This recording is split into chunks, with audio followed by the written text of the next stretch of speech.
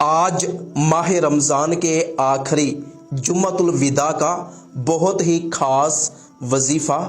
پیش خدمت ہے۔ جو بندہ یہ چاہتا ہے کہ اس کے رزق میں، کاروبار میں برکت ہو، اس کے گھر میں خوب روپیہ پیسہ آئے اور اس کے گھر میں کبھی بھی محتاجی،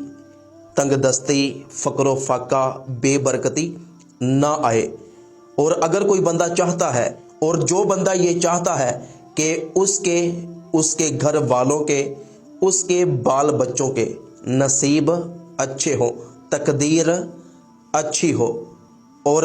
گھر سے پریشانیاں، بیماریاں، مصیبتیں، تنگ دستیاں دور ہو جائے، تو وہ بندہ آج ماہ رمضان کے اس آخری جمعے یہ چھوٹی سی تسبیح لازمی پڑھے۔ انشاءاللہ عز و جل جو بھی دل میں مقصد ہوگا، جو بھی دل میں حاجت ہوگی، اللہ پاک